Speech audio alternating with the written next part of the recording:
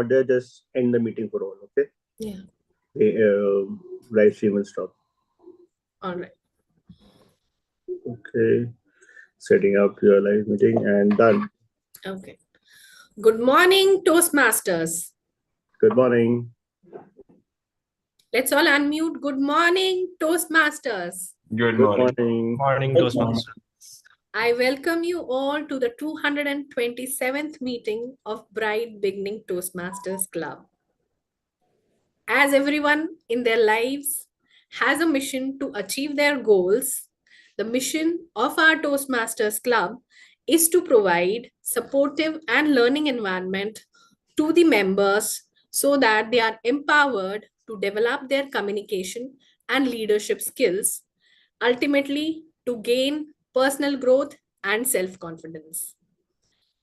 With this, let me tell you the rules, the ground rules of today's meeting as we are online. Rule number 1, let's all keep our mobile phones on silent or switch off mode. If we haven't done that, let's do that right away. Rule number 2, while not speaking, please put yourself on the mute mode so that when somebody else is speaking, there's no botheration. Rule number 3, let's refrain ourselves from talking about sex, politics, and religion in a derogatory manner, as we all are here for a healthy discussion. Now, for further proceedings, I would like to hand over the stage to myself, who's the presiding officer of the day, and take the meeting forward. So as the presiding officer of the day for today's meeting, again, I welcome all.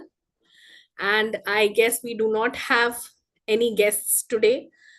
So no welcoming of guests for sure.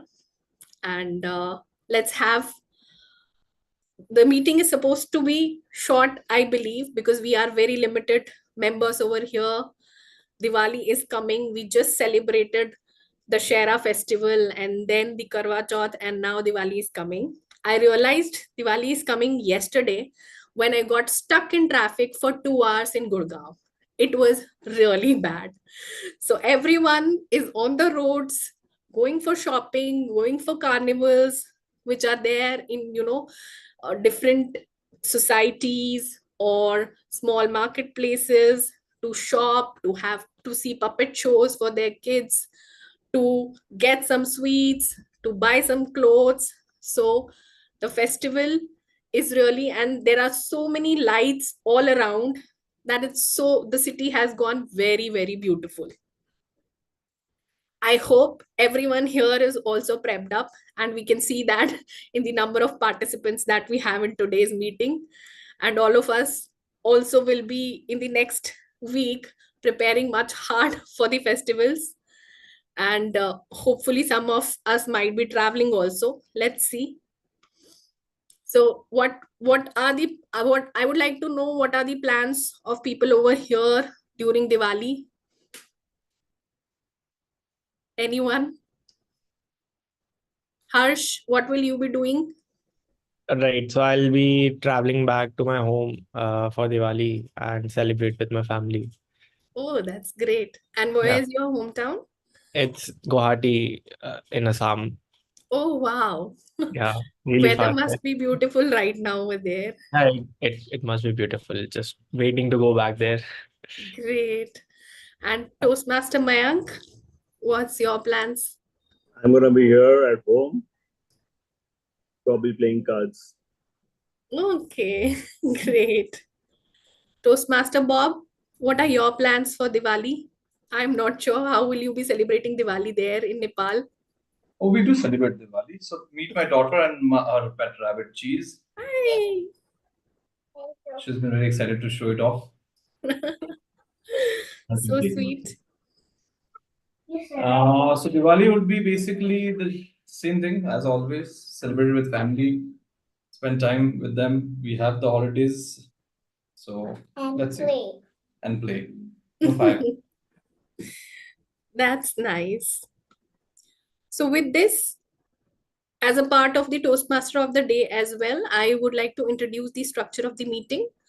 We have three parts in the Toastmasters meeting. The first part is the prepared speech section, where members prepare for 5 to 7 minutes speech and are evaluated by a speech evaluator.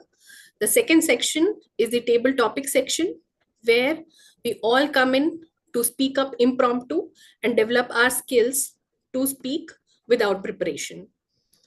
Third section is the most important section, which is the general evaluation section, where the general evaluator of the day will evaluate the entire meeting for all of us. So now I would like to invite for Aryan. I hope you are giving the speech today. Yeah, yes, I am. All right. So Harsh, Toastmaster Harsh, is the evaluator for Toastmaster Aryan. I would now like to invite Toastmaster Harsh to introduce the purpose of our Toastmaster Aryan's speech. Over to you, Toastmaster Harsh. Thank you, Toastmaster Disha. So, Aryan, can I know which speech are you going to give? Yeah, the speech objective is to write a speech with a good title in mind. Okay. And which level is that speech?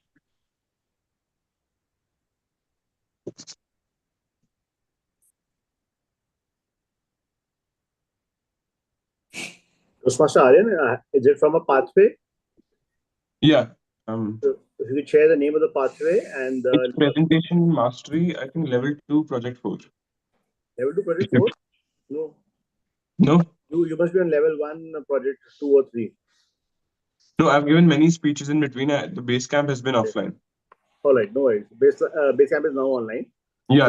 Update your records. No worries. So let's go with say level 2, project 1, and then we can recheck. Okay. Sure. Okay. Hello, everyone. So, Toastmaster Aryan will be giving his speech, level 2 P1 speech today. It's a presentation mastery speech, and the topic is to write with a good title in mind. So, to you, Toastmaster Aryan. Thank you.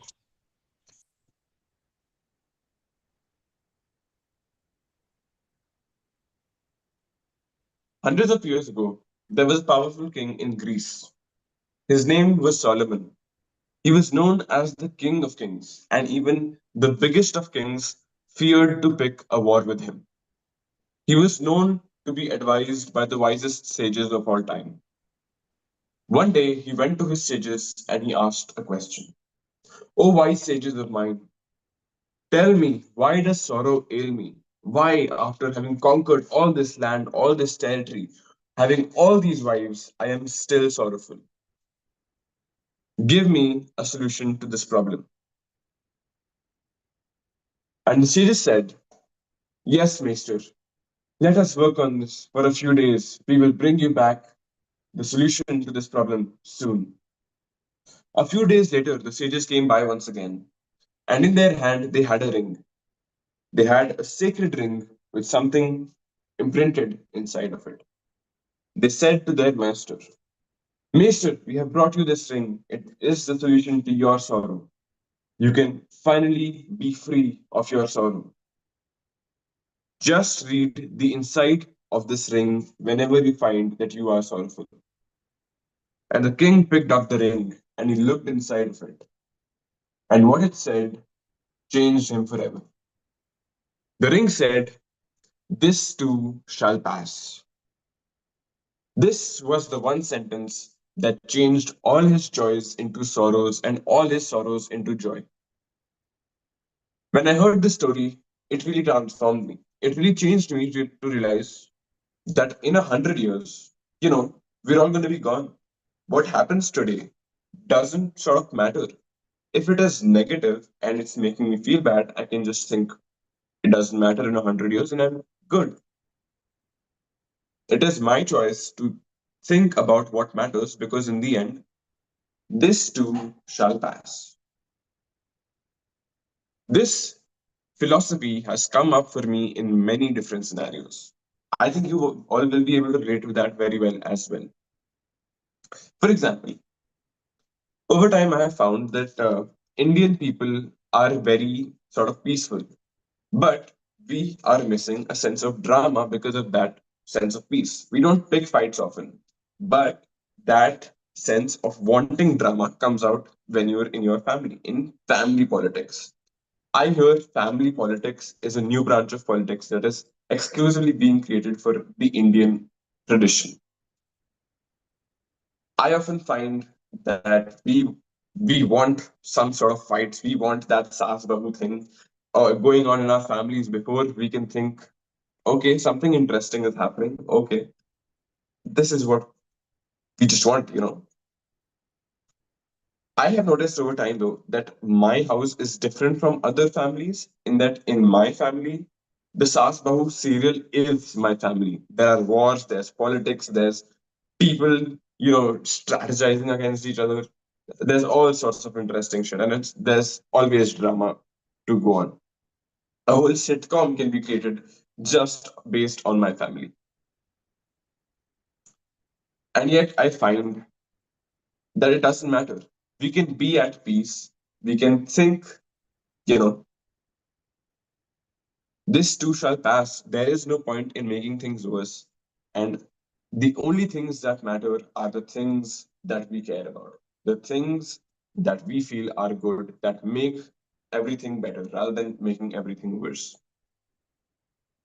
Even with my sister, for example, raise your hand if you have a little sister. Okay. So I have noticed very often that we have these weird fights where she's gonna hit me and then she's gonna be like, "Oh, mama, meko maar diya," and I am the one who's getting scolded for that. And I am just reminding myself, this too shall pass. This does not matter, and that is my philosophy for why, in the end, we're all here. One day we're all gonna be gone, and this one sentence can change your take on everything, right? It's all about thinking about desire, for example. Like, think about the Buddha. Wherever you are, whatever you're thinking, you're always desiring something. And as soon as you have it, you just realize that you want the next thing. You think, as soon as I'm out of college, as soon as I have this degree, as soon as I'm out of this job, or I get that job or that profession or whatever, I am gonna be at peace. And then you get there and you're like, no, now I want that job. Now I want that profession. Now I want this thing, that thing. And you're constantly running after what you want, not realizing that it's going farther just as you pursue it even more. If only we could realize that in the end, desire is the problem. Desire is what we have to recognize. We are just that donkey. Have you seen that image of there's a donkey and there's a person sitting on it with a carrot attached to a fishing pole, and the donkey is just going forward thinking that he's actually going to get the carrot, but the carrot just keeps going farther away. And yet we don't recognize that the carrot is always going farther, that there is always another carrot to pursue. And we're stuck in this rat race of pursuing the next thing, not recognizing that here we are. This moment is infinite. This moment is incredible. And this is all we have, because who knows if there's a tomorrow? Who knows if there's even a next week? And that, I think, is a great philosophy of life. This too shall pass. Thank you, and back to you, TM.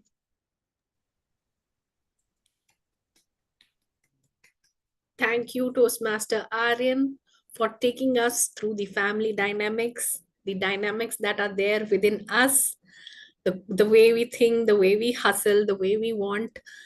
What's next? I mean, that's the story of everybody. Everybody. So, very interesting speech.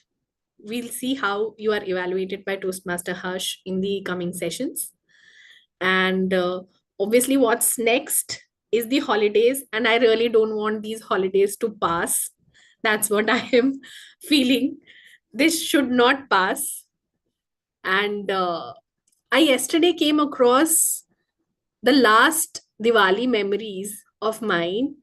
We were working in a government office and we were almost 15 of us.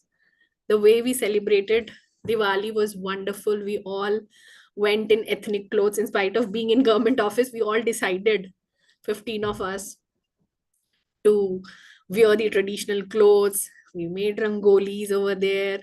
We had a lunch party where everyone enjoyed. We took a lot of pictures. It was so nice. I also went through the photos of my last Diwali and it was so nostalgic.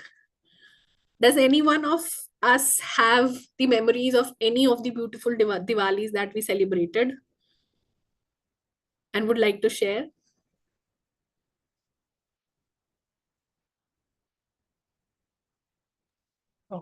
So I have a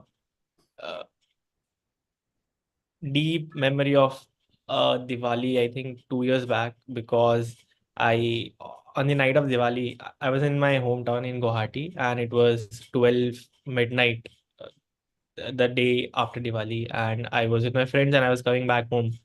It was raining like crazy, and I was riding a two-wheeler and I met with an accident. So that was a Diwali that I remember the most. It was 12. Then I went to the hospital, came back home at 2 a.m., had 5 stitches on my leg, and I didn't tell anyone. I woke up the next day and just called my mother and said, look at me, I have bandages all over my legs. And she was really scared, but it was fine. It got better. It's not a happy memory, but a Diwali that I remember the most. Yeah, Something that was memorable, different. memorable moments are not necessarily happy moments. Learnings for today. Right. But actually, to think about it, one of my most memorable Diwalis was when I was back in grade 7, 8, and we were living in a society, and we were bursting crackers, and those ladi, 50 and 100 wala. Uh, these just kids like put it and then go and lit it, right? That's what I do it now. At that time, I used to hold it, put it on the candle, and then just throw it like in the air. And my pretty close friend at that time was lighting up a Lakshmi bomb using Fuljhari, and which means that he did never got to know when it started sparkling and it bursted. So he had burns on like half of his hand here for good 2 months. He really couldn't put it to much use. Yeah. So again, it happened with the friends, so it was memorable. Right. Aryan, you have some memories to share, good or bad, whatever they are. The only memories I remember from the past few years is making rangoli with my brother and sisters, and then we all fighting over it, and one of us just ruining the rangoli, and then we all fighting even more. Nice. Toastmaster Bob, what are your memories of Diwali? Nothing specific. I mean, it's just been a general Diwali. In Nepal, like we really don't have a lot of firecrackers, so it's been banned for a while now. So yeah, besides just, putting up the lights and spending time with family and kids, that's about it. Nothing special really happened in Diwali for me ever. Hopefully this year. Yeah. Spending time with family is also special because out of work, we generally don't get much of the time with the family where, we can sit together, enjoy meals, and we talk to each other. So, I mean, that is also special in a way. And Aryan's memory reminds me of Rangoli. I mean, I never used to make Rangolis. I was very afraid. Like, I never learned it. I always thought that those making those Rangolis is very, very difficult. But then 2 or 3 years back, I came across some really nice videos on YouTube's and Facebook where they taught making rangolis through all those bangles and putting those dots around it. And very simple ways of creating very, very beautiful and big rangolis.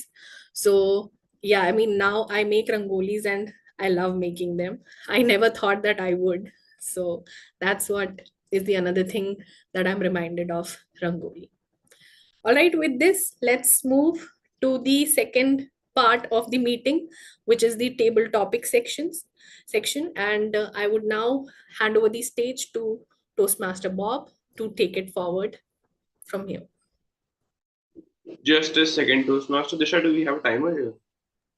No, we don't. Can somebody take up timer? Okay, I'll take it up. Take.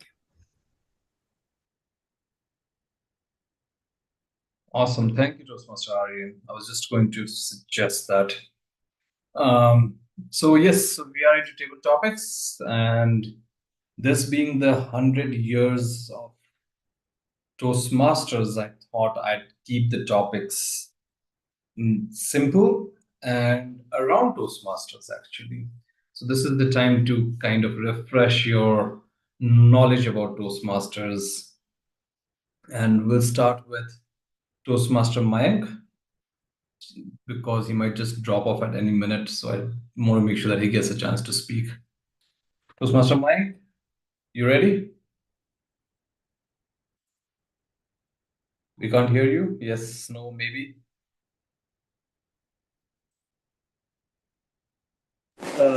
Give me 1 minute now.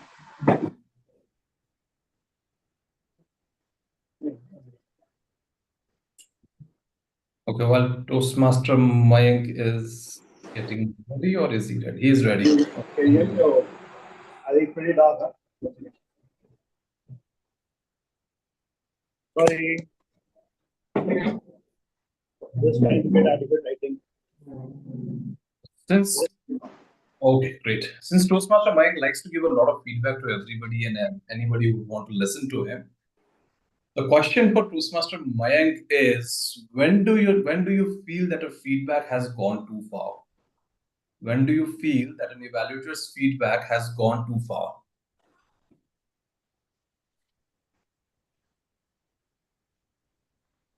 We often give feedback to people thinking that they will learn and benefit from it. But sometimes we cross that line and the feedback turns into criticism, which means that while you have given a feedback to somebody to come and speak with more confidence, the confidence actually gets reduced. They are demotivated because they have not been getting constructive feedback from people, or they feel rejected, and that all the effort that I made went in vain. These situations really break the whole enthusiasm which somebody had prepared. For example, yesterday, when Toastmaster Anshuman rolled out that today Toastmaster Aryan has to give a speech, Aryan would have hushed and prepped on a speech last night that, oh my God, I've been nominated. And when Toastmaster Harsh gives him a feedback today, he'll be really looking forward for how to improve. Sometimes the feedback given can also ruin the innovation somebody tried to create, which means that next time he will not dare to pick up a daring topic or an unconventional way of speaking if criticized by somebody else. These indicators make somebody believe that probably the feedback has gone wrong or way beyond it. But they can also be on a hindsight. For example, somebody came and delivered a speech and he was absolutely underconfident.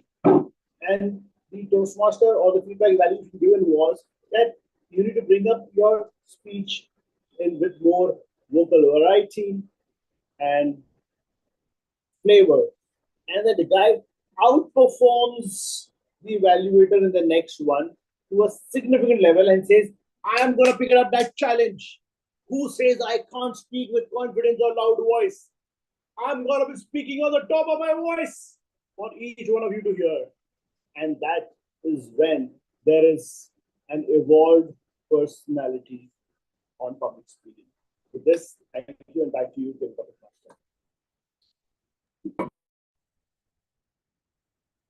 Thank you, Toastmaster Mayank. As always, very enlightening speech in 2 minutes. Next, I'd like to call upon Toastmaster Disha, and I'm going to put her on the spot here. What are some of the things that you like about the Bright Beginners Club and some of the things that you feel can be improved to make the meetings better? Toastmaster Disha, you have 2 minutes. I joined Bright Beginning Toastmasters Club this March 2024. I wanted to join such a platform where I could put up myself, and there are people who listen to me, and I speak a lot. I was not knowing that I would really get some kind of such a platform. However, I searched and I found Toastmasters. And then I got connected with Toastmaster Pratik, with whom I spoke, and he introduced me to the club. Before my first meeting, Toastmaster Mayank was there to push me for the speech that I had to give, the introductory speech. I was extremely nervous and I wasn't knowing what would I do for 5 to 7 minutes. How would I prepare? And I just had 2 days with me to write the speech, to remember the speech, and give it away on the Saturday's meeting. However, Toastmaster Mayank's push and his support helped me out in giving my first speech, which I believe was a decent one. So, very importantly, the kind of supportive environment that I have got in the club is one of the things which has kept me with the club. And honestly, while being with the club, we are supposed to go to other clubs, visit them, and be the part of their meetings. But I haven't done that yet because I am so connected with this club that it's very difficult for me to attend some other club's meeting as of yet. I would do that, but let's see when. Then it comes to Toastmaster Anshuman, like the other meetings that were followed after my joining in. Toastmaster Anshuman was there to support me in how to prepare for a team mod role, what to do as a general evaluator. He also supported me in preparing the team mod script, and then I had kind of rehearsed in front of him. So there's always been a great supportive environment within the club. And I have seen club meetings where there were very few people, like 2 or 3 of us, and then to the huge meetings when 10 to 12 members and other Toastmasters or guests attend. So there's a wonderful environment, a supportive and learning environment that's been there in the club. I'm also given the responsibility of managing some of the PR activities, which is what I'm liking now. So these are the things that I really like about the club. As far as improvement is concerned, obviously we all of us have the scope of improvement in reaching to the next level. So I personally feel that there's a lot to be improved within myself, and that would definitely come from the support of the members that we have here. We have grown as the members in the club have also outgrown, so that's a good part, and that's what I like about the club. I hope we'll definitely improve in terms of number of members, the kind of PR activities that we do. So let's see where we go ahead.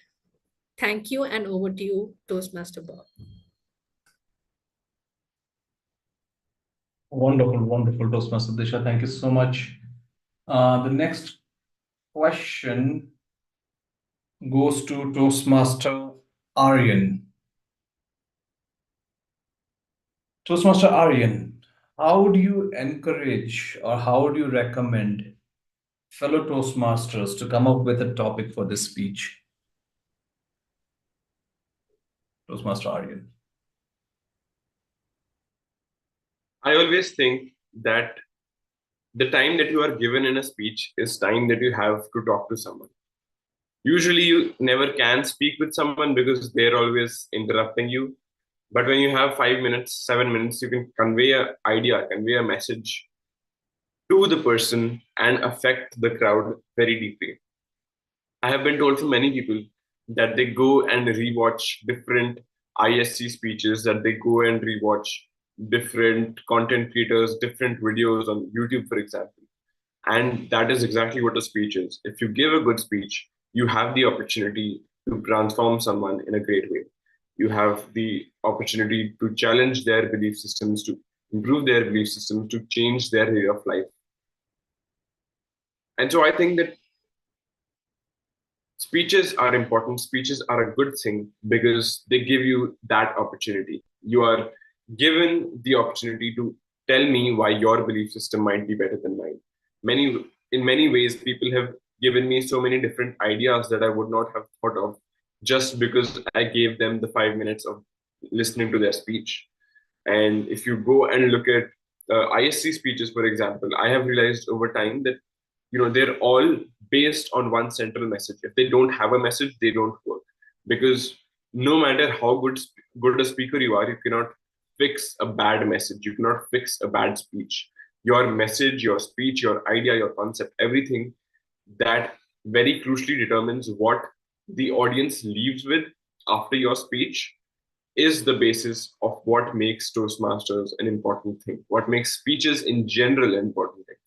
Because think of important speeches, think of, I have a dream, or I think of so many sort of speeches that have completely transformed whole nations, political scenarios, and complete, how nations develop. For example, Gandhi, or think of Nelson Mandela. Just a good speech can transform a whole nation, can completely change how a nation develops. And that's where I think speeches are very important, because of the message that they hold and the impact that they deliver. Thank you, and back to you, table topic first. Thank you, Toastmaster Aryan. Now, the final question goes to Toastmaster Harsh. Toastmaster Harsh, if a speaker comes and asks you, how do I get away from using cue cards or using note cards, what would be your suggestion to them?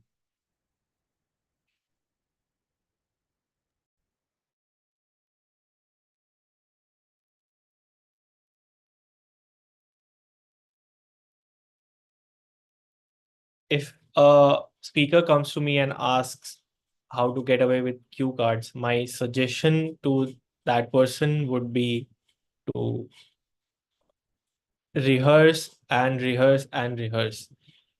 I gave my first speech last Toastmasters meeting, and it was an icebreaker speech, and I had prepared the speech a day before, but the night before the speech, I had rehearsed it more than five, 6 times, and that gave me the confidence that I remembered the speech, that I would not forget the speech during the meeting. Another tactic that I would suggest to that person would be to break the speech into different parts and have that number in mind, and uh, try to focus on the the first line of each of that part. So let's say I have a speech that has 4 to 5 paragraphs in it. I would break I would remember the first line of each of that paragraph and go into a flow state while giving the speech. That way I don't have to remember the whole speech by heart, but by knowing the keywords of each of the paragraphs, uh, I would remember uh, the whole speech during the meeting. That I found is a very useful way to not use cue cards or any other medium to remember the speech, and that would be my suggestion. Thank you, and back to you, Toastmaster Bob. Thank you, Master Harsh. So with that, we come to an end to this session of Table Topic Master. Let's have one table topic for you also, Toastmaster Bob. Really? Yeah. I'll skip it. You may choose yourself, or any of us can give you. Mayank is already shaking his head. No, that's not done. Yes. We'll find it. So you can give me one on the same theme. So Toastmaster Disha is going to give a topic to you. Okay. All right. So my topic for you for Toastmaster Bob is the same one that you gave to me. What are your feedbacks about Bright Beginning Toastmasters Club? Okay. No, that's something that I've thought about a lot. So Bright Beginners Club, I've been blessed to become a part of it, not as a paying member, but at least as a member who is invited to the meetings. And I love joining the club meetings, and I actually take out my time on Saturdays to join the meetings. Tells you how much I love this club and how much I'm committed towards this club. So I love the energy that the club has. One of the things that I really like about this, and that I've actually taken up with other clubs as well, is the commitment to actually hold a meeting with just 5 members. That takes a lot of guts, and that takes a lot of planning and preparation and a lot of commitment from all the members. So that commitment to improve ourselves on a weekly basis, no matter what the obstacle is, really makes me happy and makes me want to be part of this club and to attend the meetings. Besides that, I've learned a lot of innovative ideas that Toastmaster Mayank, Toastmaster Anshuman, they keep bringing up. They have these really random things that they make us do at times, which from having an entertainment factor also has a very knowledge-based factor to it as well. So both of the things go hand in hand. So it also makes it enjoyable. So being able to have these meetings with such a small group of people, be enjoyable, be entertaining, is really what I love about Bright Beginners. Some of the things that I've felt that the club can improve is obviously on the membership side, have more members, and that's about the only thing I feel that the club really needs to work on. And second thing is to work on the agenda sheet. So we always only get that who is going to be doing what thing on the WhatsApp group, but also having an agenda sheet, which does not need to be sheet, it could be a Word document which is kept somewhere. So we know the levels of the members who was giving speeches. Always, pretty much every time that I've actually done a evaluation, I've been caught off guard because I did not know the level the person was at, what speech they're giving, and which really is not the onus on me to find out, but on the member giving the speech to kind of let the evaluator know beforehand.